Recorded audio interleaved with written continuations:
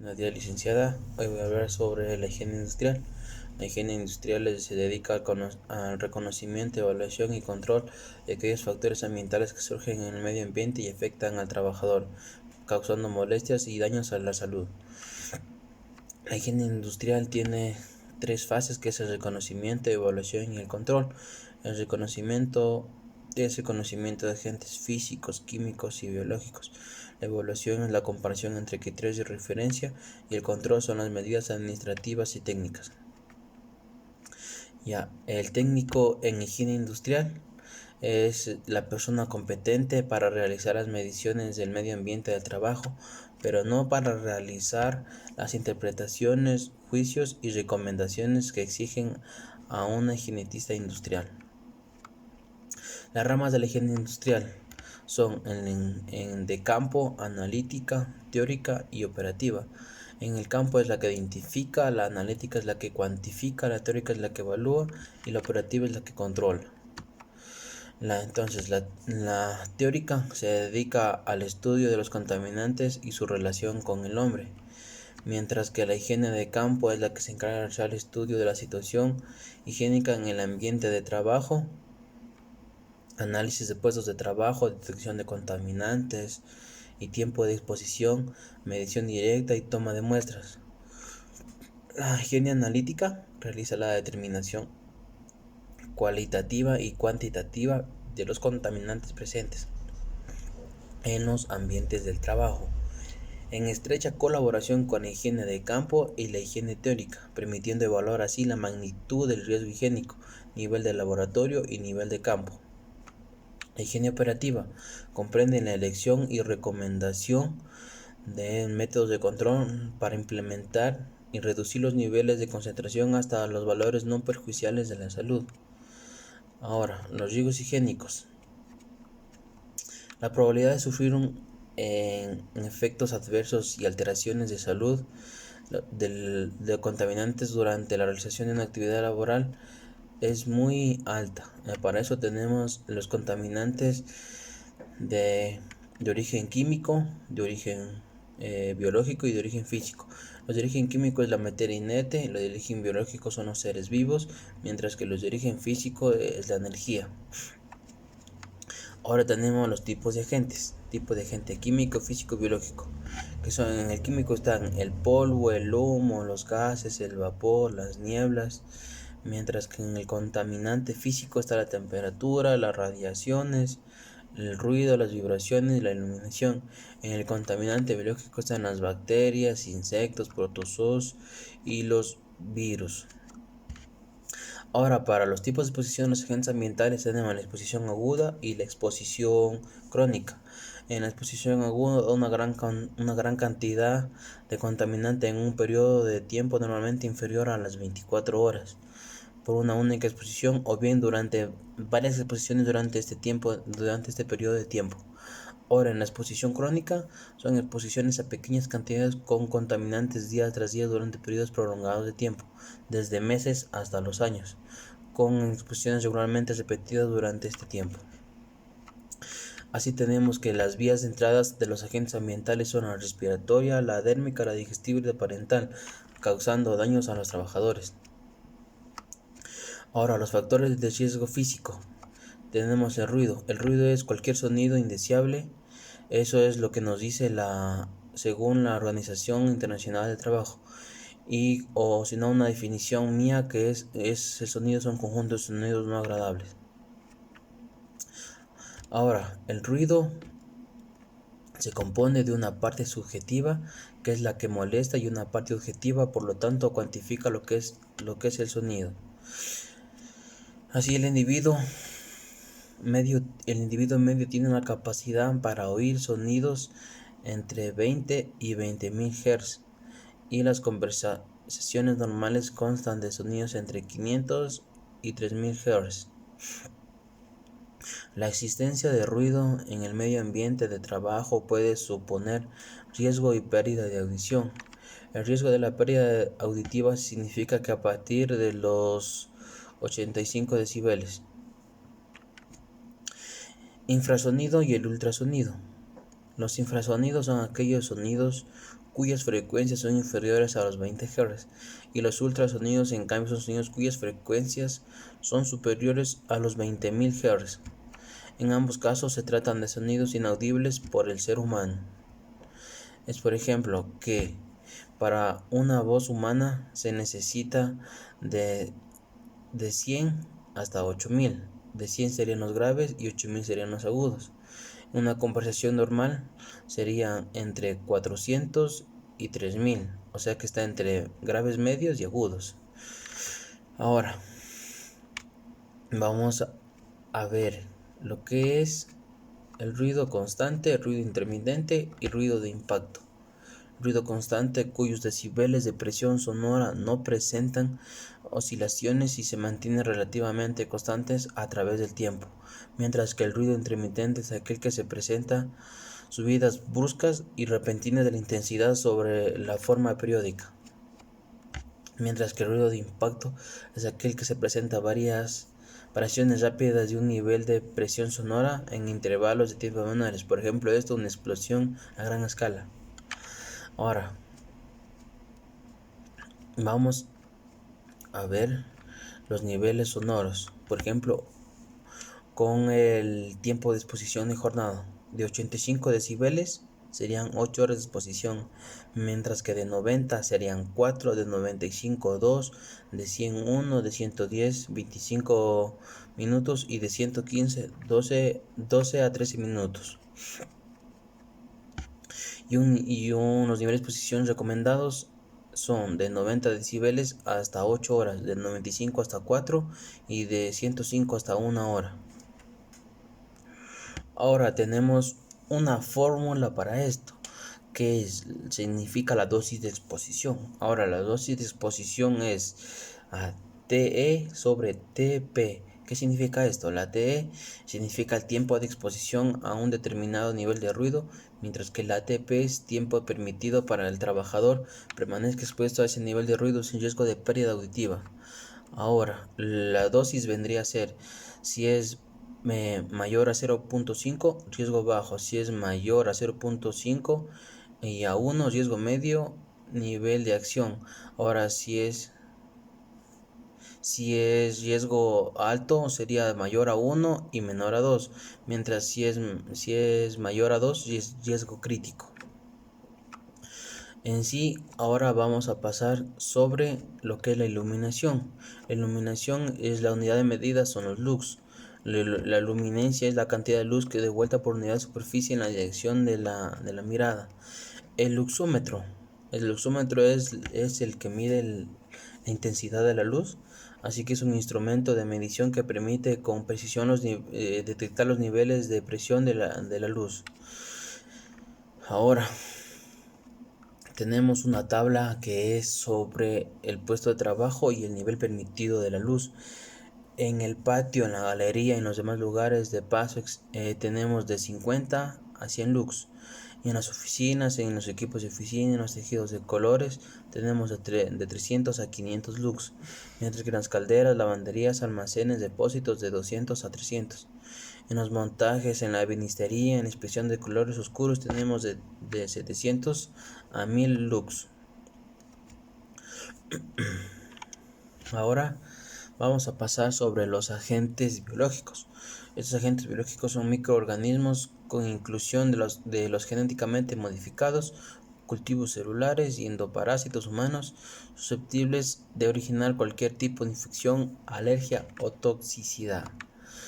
Ahora tenemos los tipos de agentes biológicos: son el virus, que es una entidad no celular que, aunque puede sobrevivir extracelularmente durante periodos de tiempo variables, es un parásito obligado capaz de replicarse en el interior de células vivas específicas. Ahora tenemos los que son las bacterias. Son organismos procariotas. Están constituidos por una célula que contiene los dos tipos del ácido nucleico. Tenemos también lo que son los hongos, que son organismos eucariotas aerobios, se alimentan de la materia orgánica y no dependen de la luz para obtener energía. Ahora tenemos los protozoos, que son microorganismos eucarióticos unicelulares que carecen de pared celular, pertenecen al reino animal.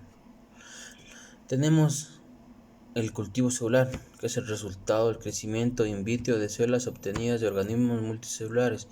Un ejemplo de esto es para la fabricación de los quesos, que son los hongos, y los fermentos para el yogur. Los microorganismos genéticamente modificados son organismos que se suponen la manipulación humana para la información genética que tienen determinados seres vivos. Ejemplo, las vacunas, la hepatitis B.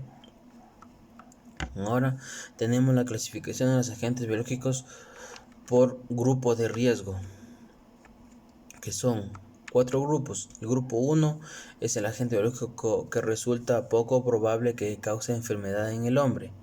Por ejemplo, tenemos la clasificación comunitaria no incluye los agentes biológicos del grupo 1. En el hecho de que un agente biológico no esté clasificado en el grupo 2 o 4, esta clasificación que están implactamente clasificados en el grupo 1. Ahora, en el grupo 2 tenemos el agente patógeno, que puede causar una enfermedad en el hombre. Es un peligro para los trabajadores, poco probable, generalmente profilaxis o tratamiento eficaces. En los ejemplos tenemos las bacterias, los virus y los hongos. En el grupo 3 es un agente patógeno que puede causar una enfermedad en el hombre y presenta un serio peligro para los trabajadores. Tenemos aquí las bacterias, la Mycobacterium tuberculosis, el virus de la hepatitis B, los hongos y Pitoplasma y Capsulum. En el grupo 4, agente patógeno que causa una enfermedad grave en el hombre y suponga un serio peligro para los trabajadores. Aquí tenemos bacterias, virus, el virus del ébola y hongos. Ya, en sí, ahora vamos a hablar sobre las vías de entrada en el organismo de estos agentes biológicos. En la vía respiratoria, por inhalación de pequeñas gotitas o partículas en el aire que pueden ser generadas por la aspiración de secreciones, toses, estornudos, etc.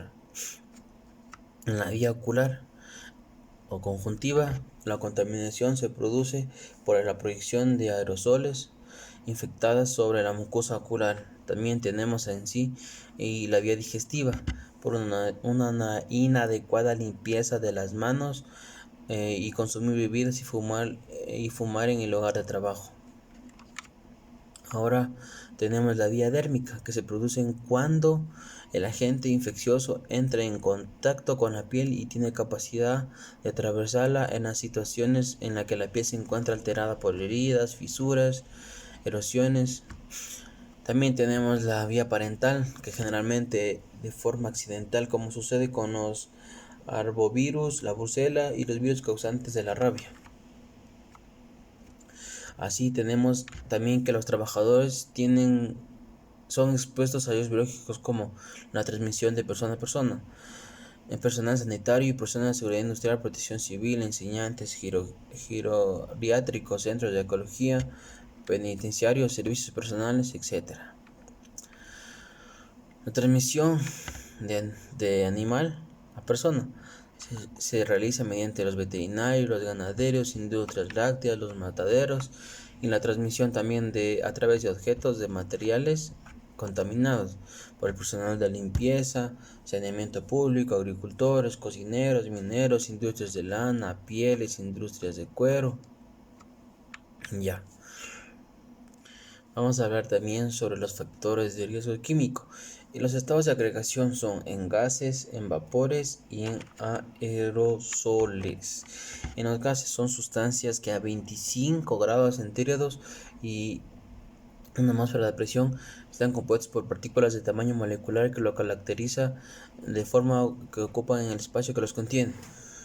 Y los vapores son la fase gaseosa de una sustancia normalmente sólida o líquida a 25 grados centígrados y una atmósfera de presión. Ejemplo, los vapores de gasolina, los vapores de tuatuleno. Los aerosoles. Tenemos conjunto de partículas microscópicas sólidas o líquidas que se encuentran en suspensión de un gas. Las partículas líquidas son las nieblas, las brumas. Las sólidas son el polvo, el humo y el humo metálico. Los estados de agregación en los humos, por ejemplo, son una materia sólida de suspensión en la atmósfera formando por pequeñas partículas producidas por la combustión incompleta. Ejemplos: el zinc, el hierro, el plomo.